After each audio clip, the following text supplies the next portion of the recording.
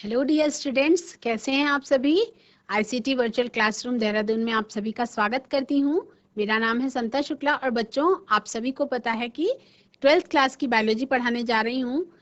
बच्चों, हम लोगों का चैप्टर नंबर 1 अब लगभग एक ही दो सेशन में कंप्लीट हो जाएगा। हम लोग सेक्सुअल रिप्रोडक्शन के बारे में पूरा पढ़ चुके हैं। फिर हम सेक्सुअल रिप्रोडक्शन के बारे में पढ़ रहे थे, जिसमें मैंने आपको बताया था कि सेक्सुअल रिप्रोडक्शन में 3 स्टेजेस होती हैं। Number 1 is pre fertilization events, number 2 is fertilization and 3 is post fertilization events. तो हमें प्री फर्टिलाइजेशन इवेंट में ये जानना था कि मतलब फर्टिलाइजेशन से जस्ट पहले कौन से ऐसे बदलाव होते हैं जिससे फर्टिलाइजेशन होने के लिए तैयारी हो पाती है। तो उसे हम कहते हैं प्री फर्टिलाइजेशन इवेंट, और वो कहलाता है आपका गैमीट्स का फॉर्मेशन और गैमीट का ट्रांसफर। ये आपका प्री फर्टिलाइजेशन इवेंट्स में आ जाता है। जब आपके गैमीट फॉर्म हो जाते हैं, उसके बाद मेल और फीमेल गैमीट्स के फ्यूजन को हम फर्टिलाइजेशन कहते हैं। और उसके बाद जाइगोट में जो डेवलपमेंट्स होते हैं, जो डिविजन्स होते हैं, जिससे वो नए शिशु में परिवर्तित होता है, तो उस प्रक्रिया को हम क्या कहते हैं, पोस्ट फर्टिलाइजेशन इवेंट, यानी कि पश्च निषेचन प्रक्रिया कहते हैं।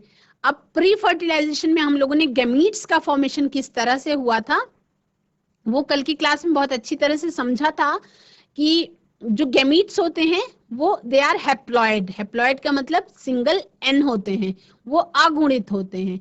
ठीक है, तो जो यदि जनक डिप्लॉयड होता है, ठीक है, तो उसमें अर्धसूत्री विभाजन के द्वारा यानी रिडक्शन प्रोसेस होती है और उसके द्वारा हैप्लॉइड गमीट्स का निर्माण हो जाता है। अगर जनक आपका हैप्लॉइड है तो हैप्लॉइड में माइटोसिस डिवीजन के द्वारा उसमें हैप्लॉइड गैमीट का ही निर्माण होता है। मतलब जो गैमीट होता है आपका, वो आपका होता है अगुणित, यानी कि सिंगल एन।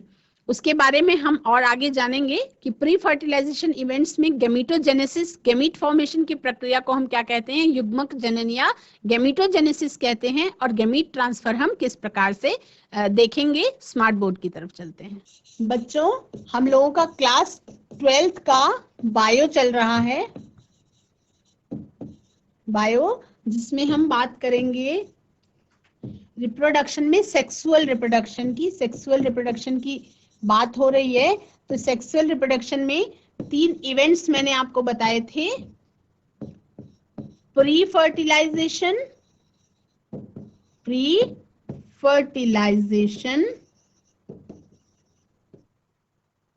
फिर आपका आता है फर्टिलाइजेशन,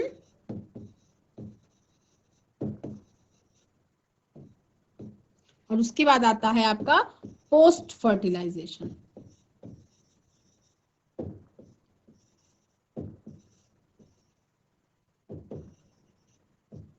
ठीक है, जैसे आपका पूर्व निषेचन, निषेचन और पश्च निषेचन। पूर्व निषेचन, फिर आपका है निषेचन और पश्च निषेचन।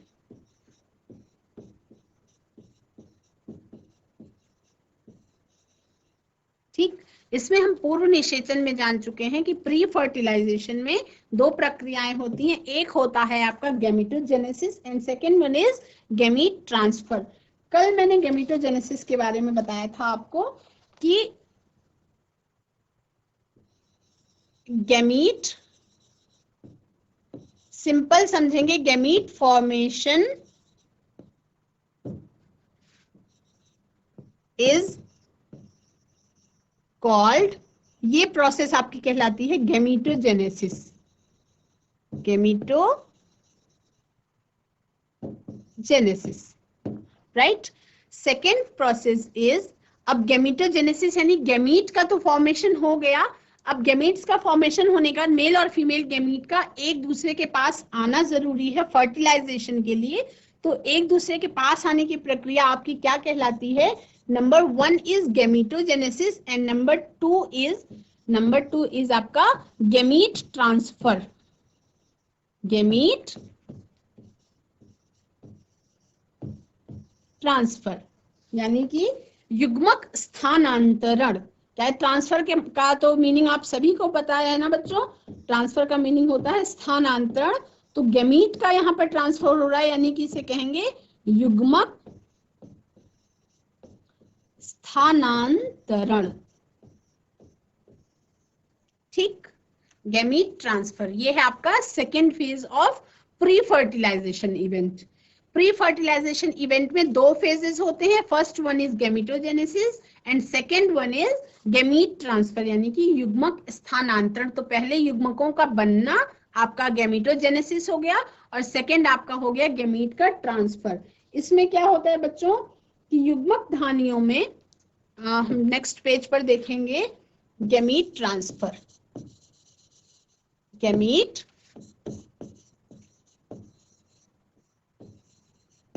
ट्रांसफर यानी कि युग्मक स्थानांतरण। युग्मक स्थानांतरण। अब इसमें देखेंगे कि युग्मक निर्माण के पश्चात नर और मादा युग्मक यानी मेल और फीमेल गैमीट्स क्या होते हैं, एक दूसरे के निकट आ जाते हैं, जिससे क्या हो जाती है फर्टिलाइजेशन की जो क्रिया है वो स्टार्ट हो जाती है और इजी हो जाती है। इसमें क्या होती है बच्चों की हमेशा जो मेल गैमीट होता है वो कैसा होता है, मोटाइल होता है।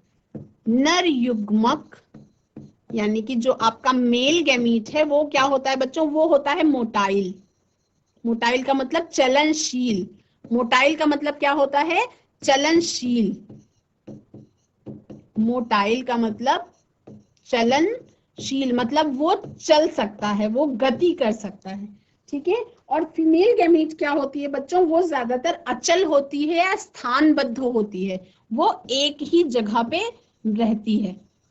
फीमेल गैमीट क्या होती है, वो अचल होती है या स्थानबद्ध होती है। अचल या स्थानबद्ध। ठीक।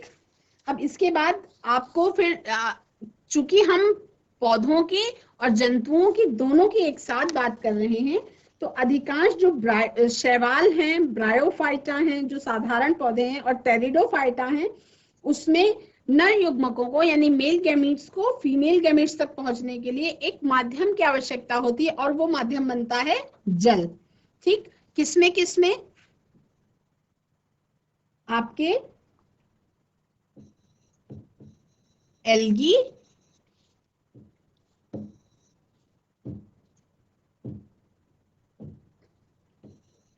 एल्गी यानी कि शैवाल।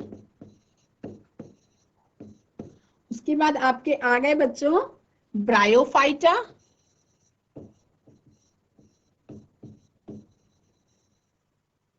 और आपका टेरिडोफाइटा।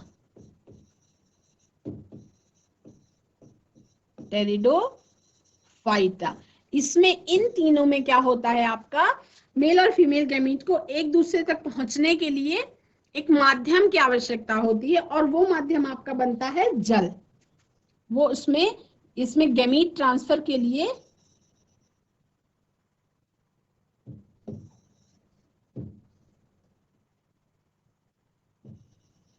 गैमीट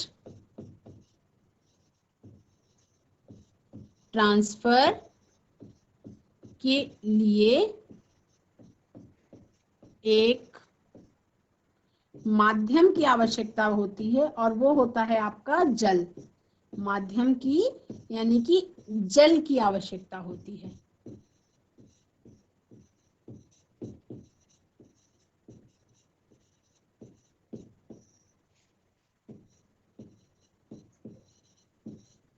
होती है।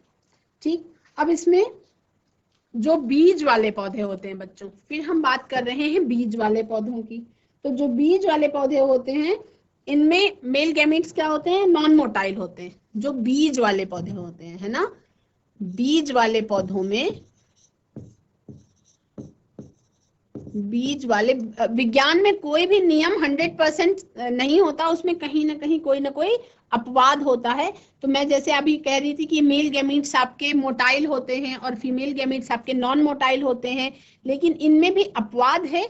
जो बीज वाले पौधे होते हैं, तो बीज वाले पौधे में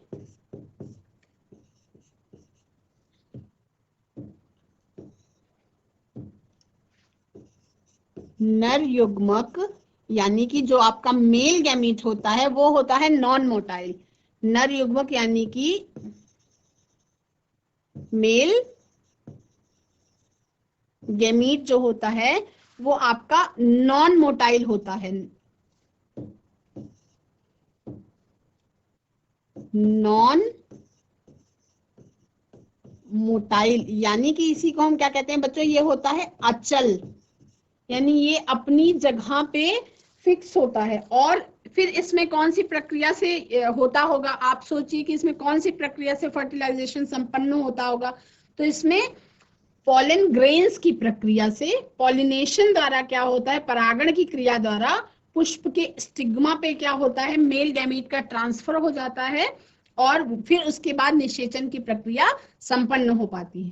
क्या होता है इसमें, इसके फलस्वरूप क्या होता है बच्चों, होता है आपका परागकणों की परागकण क्रिया द्वारा, यानी पॉलन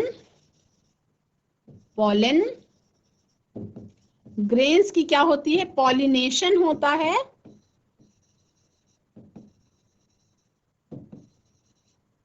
पॉलिनेशन की प्रक्रिया द्वारा क्या होता है, पुष्प के वर्तिकाग्र पे ट्रांसफर हो जाता है मेल गैमीट, यहाँ पे स्टिग्मा पे पहुंच जाता है और स्टिग्मा पे पहुंचने के बाद क्या होता है बच्चों, इसके बाद हो जाता है fertilisation.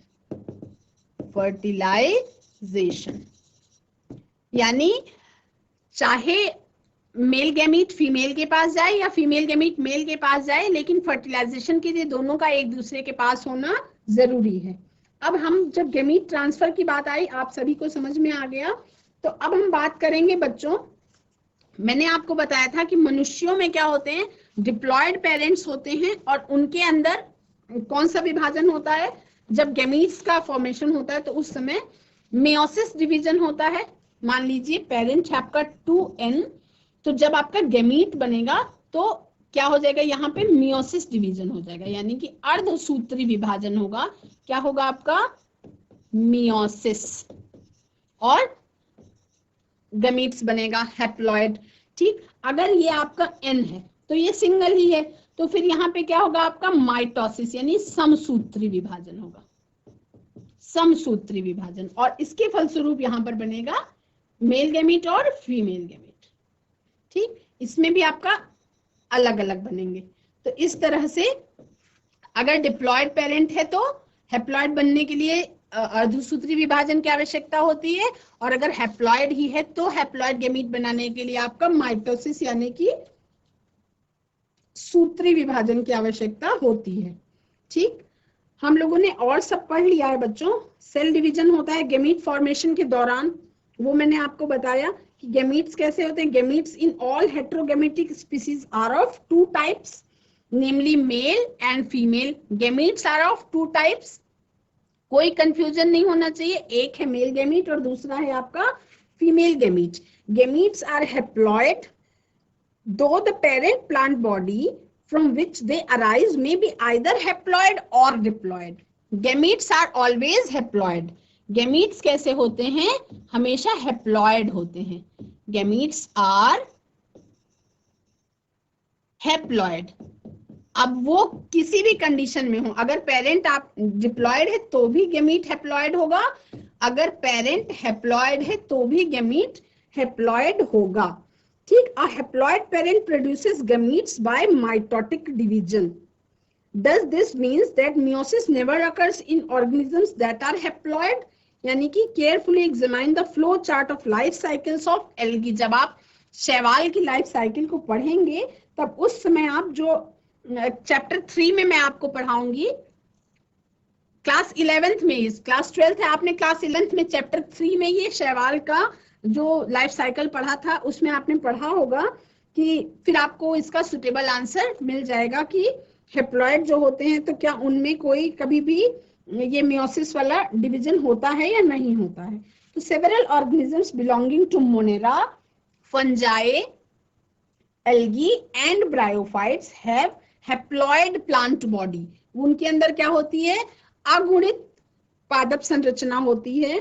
But in organisms belonging to pteridophytes, लेकिन टेरिडोफाइटा में, जिम्नोस्पर्म्स में और एंजियोस्पर्म्स में and most of the animals including human beings, the parental body is diploid. यानी कि उनके अंदर क्या होते हैं? 2n, वो अगुणित नहीं द्विगुणित होते हैं। कैसे होते हैं? द्विगुणित। मैं बताती हूँ कौन कौन से अगुणित होते हैं और कौन कौन से द्विगुणित होते हैं। देखिए, आपका मोनेरा, फिर आपका आता है एल्गी, फिर आपका आ गया बच्चों ब्रायोफाइट्स,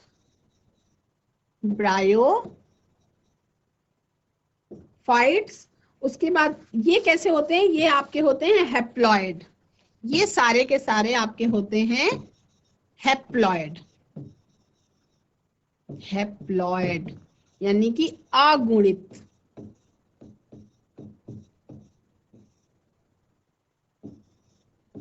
एन, ठीक है। फिर हम बात करेंगे डिप्लॉयड की।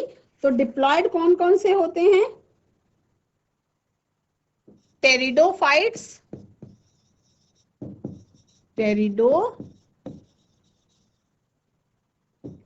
टेरिडोफाइट्स, उसके बाद आपके बच्चों जिम्नोस्पर्म्स,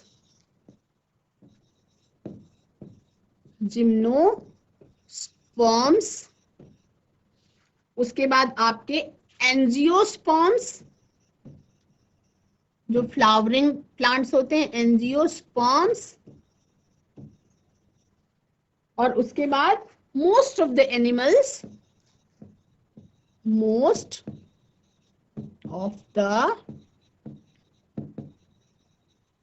एनिमल्स इंक्लूडिंग ह्यूमन, मतलब हम इंसानों की भी बात कर रहे हैं, इंक्लूडिंग ह्यूमन माने मनुष्य भी। तो ये सब कैसे होते हैं बच्चों? ये होते हैं, इनकी पेरेंटल बॉडी कैसी होती है? डिप्लॉयड, यानी कि द्विगुणित। इनकी पेरेंटल बॉडी कैसी होती है? डिप्लॉयड, जिसे हम कहते हैं द्विगुणित। आप सभी को पता है कि क्रोमोसोम्स जोड़े में पाया जाता है ना, 23 जोड़े क्रोमोसोम्स होते हैं, तो वो 2n डिप्लॉयड मतलब जोड़े बनाते हैं, और इन्हें हम कहते हैं 2n। तो इसमें जब गैमीट का फॉर्मेशन होता है, तो हैप्लॉइड गैमीट बनाने के लिए कैसा मियोटिक टाइप ऑफ डिवीजन होता है।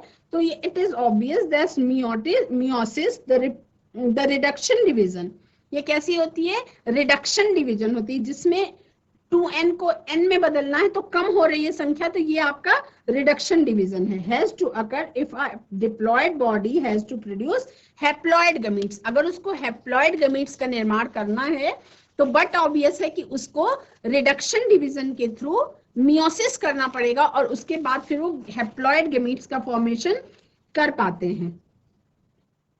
इन diploid organisms specialised cells called meiocytes, जिसको गैमीट मदर सेल कहते हैं। गैमीट मदर सेल को हम क्या कहते हैं बच्चों?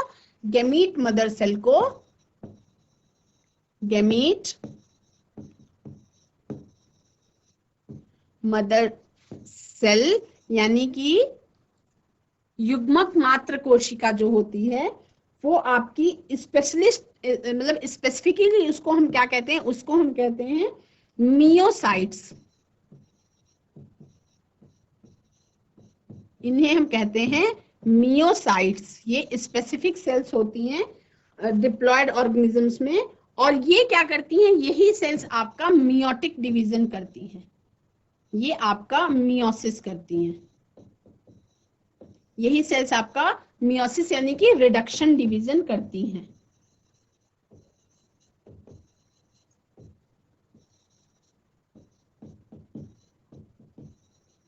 ठीक, इतना क्लियर है आप सभी को बच्चों कि मियोसिस डिवीजन किस तरह से होता है? At the end of meiosis only one set of chromosomes get incorporated into each gamete, यानी हर एक गैमीट में एक सेट ऑफ क्रोमोसोम जो है वो मिलता है आपको, और आपको एक टेबल मैं बताना चाह रही थी जिसमें कौन कौन सी ऑर्गेनिज्म में क्रोमोसोम्स का नंबर कितना होता है और गैमीट्स का उसमें कितने नंबर होते हैं। तो पहले हम ये जानेंगे बच्चों, कुछ देखिए आपका बुक में आप देख सकते हैं कि डाइवर्सिटी ऑफ सेक्सुअलिटी में बाइसेक्सुअल एनिमल्स और यूनिसेक्सुअल एनिमल्स में आपको क्या करना है, you have to learn this diagram. वो मैं आपको कल के सेशन में दिखा दूंगी। उस डायग्राम में आपको क्या करना है कि सारे जो आपका डायग्राम है, तो डायग्राम में जो नाम दिया हुआ है, नेमिंग जो किया हुआ है, तो मैंने कई बार देखा है कि एग्जाम में क्या होता है, केवल डायग्राम आता है, तो चित्र में नेमिंग करने के लिए कहा जाता है या निशान लगा के पूछा जाता है कि ये पार्ट कौन सा है, और ये बहुत इंपॉर्टेंट है बच्चों। तो आप लोगों को क्या करना है, वो पूरा का पूरा डायग्राम बिल्कुल रटने को क्या बोलूं कि दिमाग में एकदम बैठा लेना है कि जैसे मेल थैलस और फीमेल थैलस में क्या अंतर है। दिखने में दोनों एक जैसे होते हैं, लेकिन उनमें क्या अंतर है। तो जो मेल थैलस में आपका एंथ्रीडियोफोर है वो कैसा दिखाई पड़ता है, फिर फीमेल थैलस में जो है उसमें आर्चिगोनियोफोर और एंथ्रीडियोफोर है ना। तो ये किस तरीके का दिखाई पड़ता है, इसको जानना है। फिर पुष्प के जो डायोशियस प्लांट्स होते हैं उसमें स्टेमन और कार्पेल ऐसे निशान लगा देगा और बोलेगा कि इसको लिखना है। तो ये सब चीजें आपको एक एक करके लर्न करनी होंगी। फिर आपको ऊगोनियम फीमेल सेक्स ऑर्गन होता है और एंथ्रीडियम मेल सेक्स ऑर्गन होता है। तो वहां पे निशान लगाने के बाद उसका नाम नहीं लिखेगा और आपको ये पूछेगा कि ये जो निशान मतलब ये जो पार्ट है ये कौन सा है। तो जब आप पहचानेंगे तभी आप उस पार्ट का नाम लिख पाएंगे। इसके बाद हम बात करते हैं बच्चों नंबर ऑफ क्रोमोसोम्स की, कौन कौन से ऑर्गेनिजम्स में कौन कौन से नंबर पाए जाते हैं। ठीक है,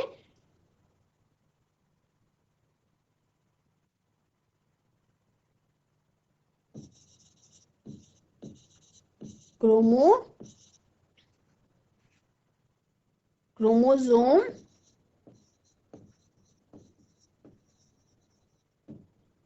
नंबर्स। ठीक, तो इसमें डिप्लॉयड में तो आपके होते हैं 2n, डिप्लॉयड में 2n, और हैप्लॉयड में आपके होते हैं n, हैप्लॉयड में आपके होते हैं n। तो आपको देखिए हम मनुष्यों की ही बात करेंगे, सबसे पहले मनुष्यों की बात करेंगे। तो ह्यूमन बीइंग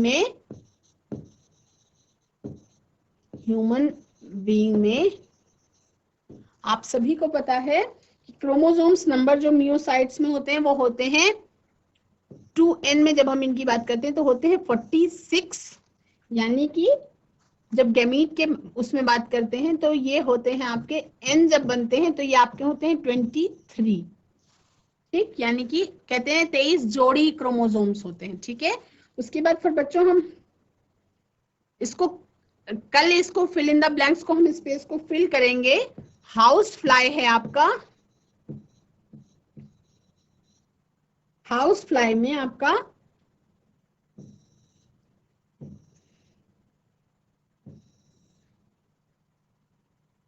2n में आपका है 12 और n में आपका कितना होगा, ये स्पेस को कल हम फिल करेंगे। हम बात करते हैं रैट की। रैट में डिप्लॉयड क्रोमोसोम्स का नंबर जो होता है वो होता है आपका, और हेप्लॉयड का आपका होता है 21। ये गैप है, इसको हम कल फिल करेंगे। फिर डॉग की हम बात करते हैं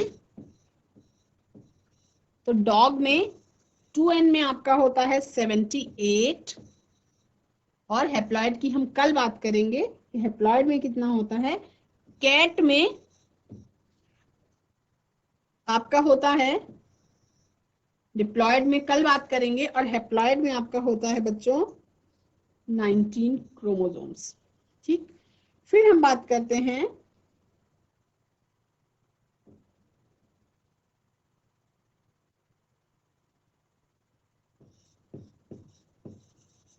फ्रूट फ्लाई, ऑफियोग्लॉसम,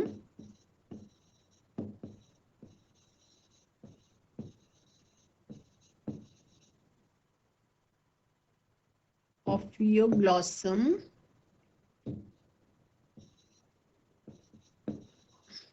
ये कैसा होता है? एक टाइप का फर्न होता है। उसके बाद हम बात करेंगे बच्चों एप्पल की, फिर हम बात करेंगे राइस की, हम बात करेंगे मेज की। और ये आपको एकदम जबान पे रटा हुआ होना चाहिए, क्योंकि एग्जाम में ये 1 नंबर के क्वेश्चन में पूछा गया है, कई बार पूछा जाता है। हम बात करेंगे पोटैटो की, फिर हम बात करेंगे बटरफ्लाई की, और हम बात करेंगे अनियन की।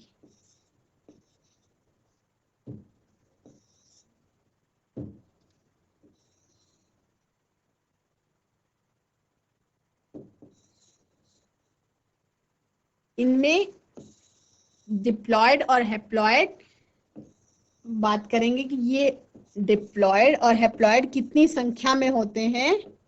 डिप्लॉयड यानी कि 2n, और हैप्लॉयड यानी कि n। ठीक, हम बात करेंगे कल हम ये इसको कंप्लीट करेंगे, क्योंकि आज का टाइम हम लोगों का खत्म हो गया है।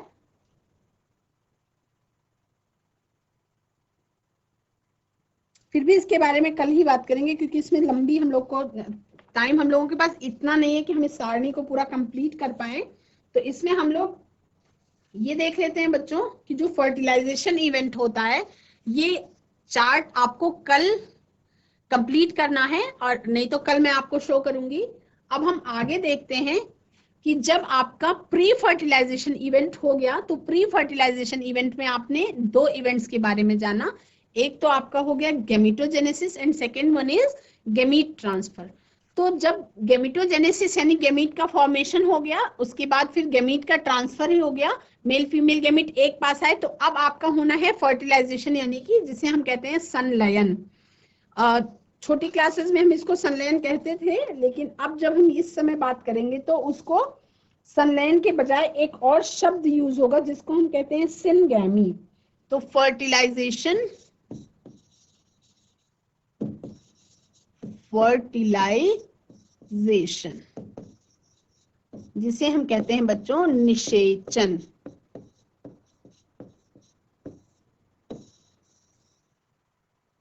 ठीक, इस प्रक्रिया में क्या होता है कि 2 युग्मकों के संयुग्मन की प्रक्रिया को हम क्या कहते हैं? युग्मक संलयन कहते हैं। इन्हें क्या कहते हैं बच्चों?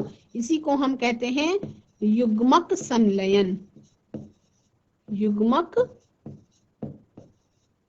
संलयन, या इसको अगर आप इंग्लिश में बोले तो गैमीट फ्यूजन कह सकते हैं। इसको क्या कह सकते हैं आप?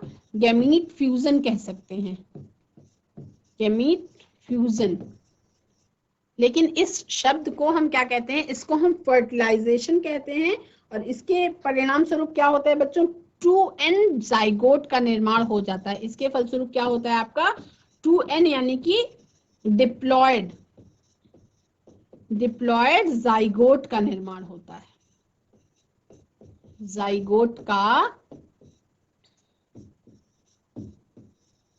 निर्माण होता है। जाइगोट को हम क्या कहते हैं? युग्मनज कहते हैं, युग्मनज।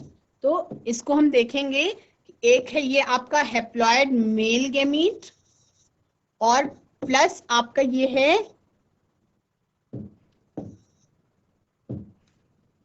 Haploid female gamete.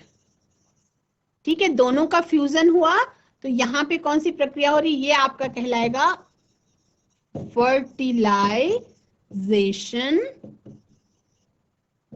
फर्टिलाइजेशन, और यहां पे आपका बनता है 2n, यानी कि डिप्लॉयड जाइगोट। डिप्लॉयड जाइगोट, और इसको हम क्या कहते हैं? द्विगुणित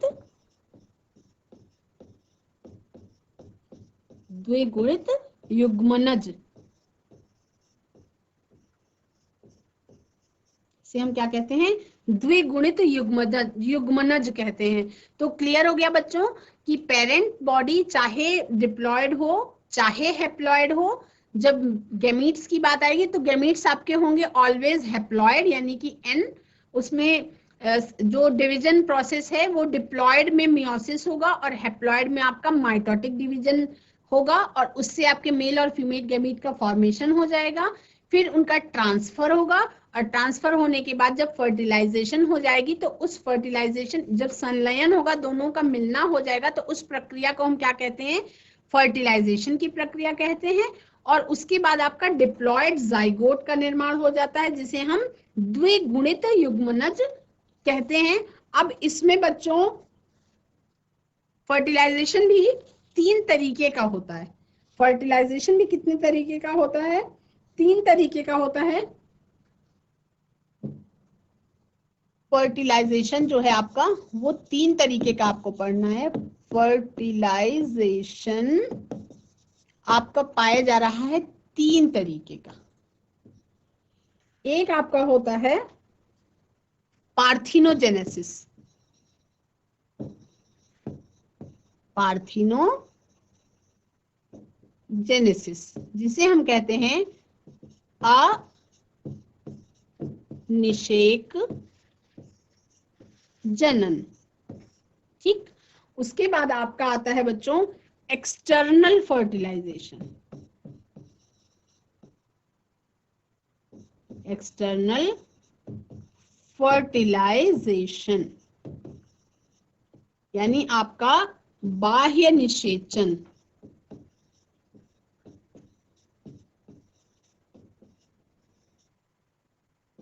और उसके बाद आपका आता है बच्चों इंटरनल फर्टिलाइजेशन यानी कि आंतरिक निषेचन, इंटरनल फर्टिलाइजेशन यानी कि आपका आंतरिक निषेचन।